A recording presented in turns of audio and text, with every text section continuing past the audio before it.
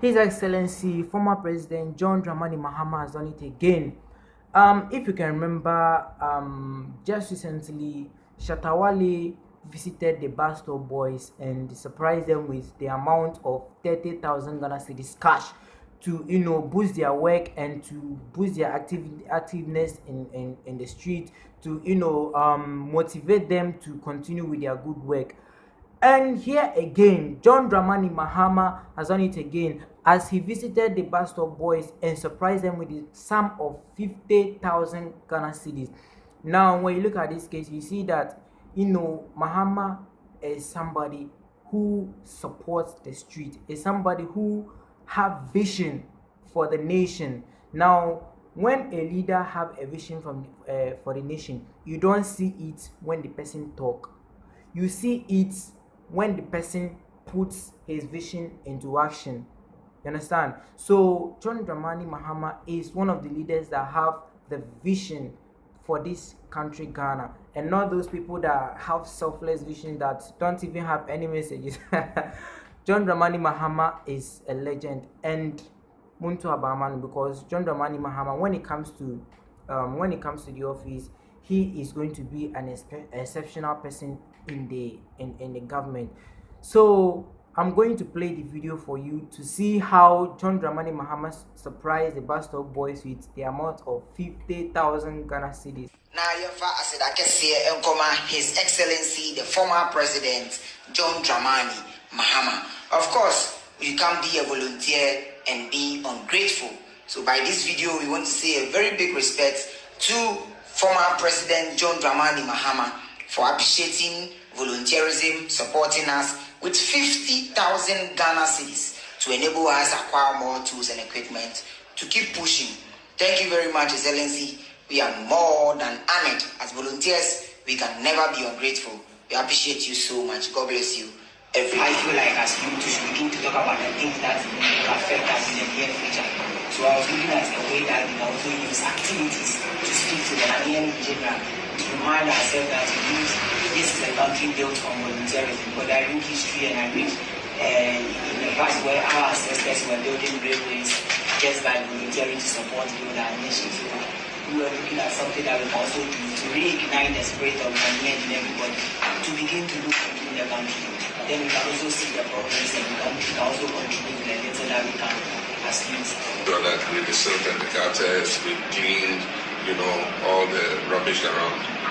Unfortunately, that sense of volunteerism has continued to wane. And because urban centers are growing bigger and more populated, what we call urban anonymity makes people not keep the same standards of hygiene and sanitation that they normally would if they were back, in their rural communities where they actually have come from. Because you come into the urban setting and you become anonymous. You're just one of 5 million people. And so you think that you can eat something and just throw the plastic away. And it's estimated that Accra generates between 2,000 and 3,000 tons of garbage every day. And we haven't yet nailed down how we can put in the kind of system that takes care of all this garbage and handles it properly. And so there's a gap there, and that's where the spirit of volunteerism comes in.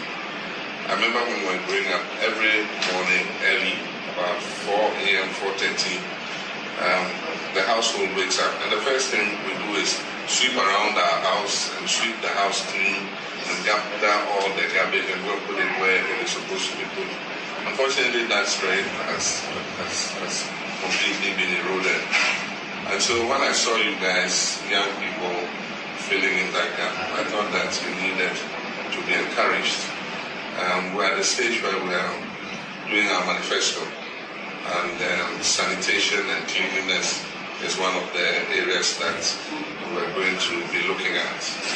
And one of the major problems we have is the problem of plastic pollution.